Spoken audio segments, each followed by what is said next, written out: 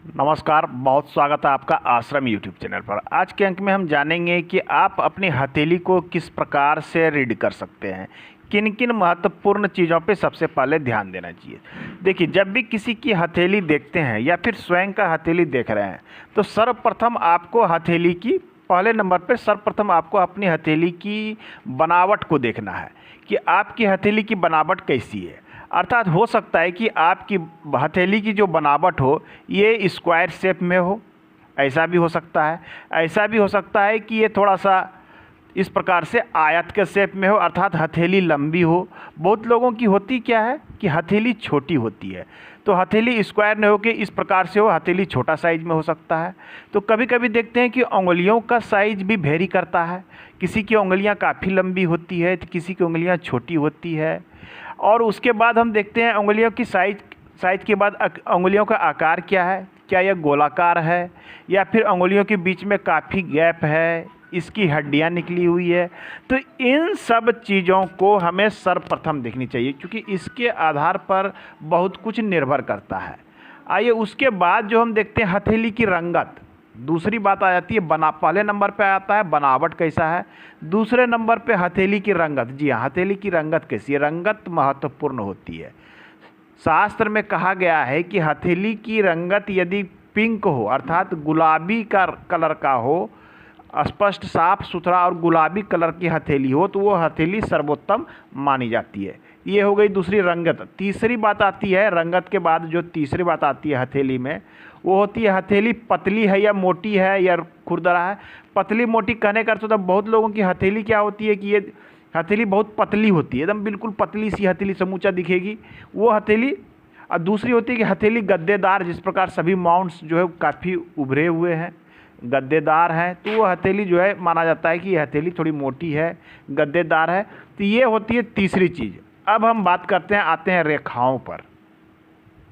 आइए रेखाओं पे, तो रेखाओं पे हम महत्वपूर्ण रेखा में आती है। सबसे पहले देखिए, ये जो यहाँ से शुरू होती है हमारी गुरु पर्वत के नीचे से और शुक्र और मंगल को घेरती हुई ये मणिबंध की ओर जाती है, इसे हम कहते हैं लाइफ लाइन, या इसे हम जीवन रेखा कहते हैं या आयु रेखा कहते हैं। उम्र की गणना के हिसाब से इस पोजीशन से इस पोजीशन तक में ये आयु 100 वर्ष मानी जाती है, ये 100 वर्ष।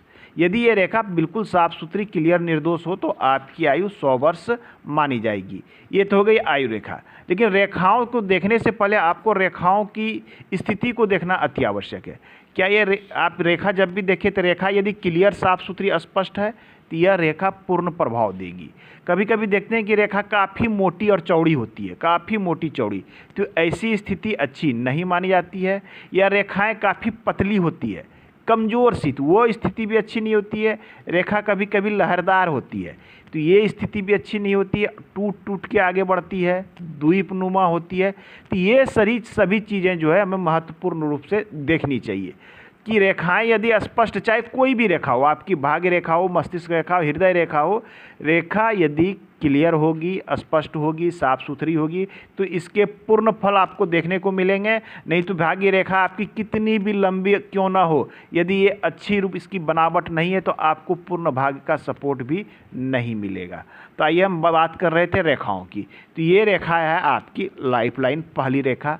दूसरी रेखा इसी जगह से निकलती है, कभी सटके कभी हटके, जिसे हम कहते हैं मस्तिष्क रेखा या हेडलाइन भी से जिसे कहा गया ये मस्तिष्क रेखा। तीसरी महत्वपूर्ण रेखा होती है आपकी ये रेखा जो यहाँ से निकलती है इस प्रकार से और ये जाती है शनि या गुरु के क्षेत्र में, इसे कहते हैं हृदय रेखा। यह तीन रेखा लगभग 99% 99.99% लोगों की हथेली में यह तीन रेखा अवश्य पाई जाती है। इसके बाद जो चौथी महत्वपूर्ण रेखा है जो पाई जाती है उसे हम कहते हैं भाग्य रेखा। ये क्या होती है, इस प्रकार से एक रेखा होती है जिसे भाग्य रेखा, लक लाइन भी कहते हैं, कुछ लोग इसे फैट लाइन भी कहते हैं। ये होती है भाग्य, कुछ लोग कर्म की रेखा भी कहते हैं। ये रेखा कहीं से भी निकल सकती है, चंद्र से निकले इस प्रकार से, मणिबंध से निकल सकती है, शुक्र से निकल सकती है, मंगल से निकल सकती है, लाइफ लाइन से निकल सकती है। लेकिन ये जाती कहाँ है, ऑलवेज ये जाती है शनि क्षेत्र पर, तो ही ये भाग्य रेखा कहलाती है। यह चौथी प्रमुख रेखा है जिसे हम भाग्य रेखा कहते हैं। उसके बाद में पांचवी रेखा आती है ये रेखा होती है सूर्य रेखा। ये महत्वपूर्ण रेखा है। सूर्य रेखा आपकी समृद्धि को दिखलाता है, आपके यश मान सम्मान प्रभाव को दिखलाता है सूर्य रेखा। उसके बाद कुछ रेखा बुध पर होती है, जिसे बुध की रेखा भी कहते हैं, इस प्रकार से। उसके बाद एक महत्वपूर्ण रेखा होती है इस प्रकार से, जिसे व्यवसाय की अभिरुचि रेखा ये कहते हैं, या स्वास्थ्य रेखा भी कहते हैं। इसके बाद एक रेखा यहाँ से निकलती है इस प्रकार से, जिसे शास्त्र में मंगल रेखा कहा गया है।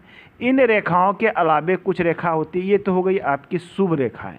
अब अशुभ रेखाओं की कुछ प्रमुख अशुभ रेखाओं की हम बात करते हैं। तो इसमें से कुछ प्रमुख अशुभ रेखा जो यहाँ से निकलती है इस प्रकार से, ये देख लीजिए। इसे प्रभावक रेखा कहते हैं। जब ये रेखाएं लंबी हो जाती है तो इसे राहु रेखा कहा गया है। तो ये सभी रेखाएं हथेली में महत्वपूर्ण होते हैं। इन रेखाओं को सर्वप्रथम आप पहचान लीजिए। शेष अगले अंक में बात करेंगे। आज के अंक में इतना ही। धन्यवाद।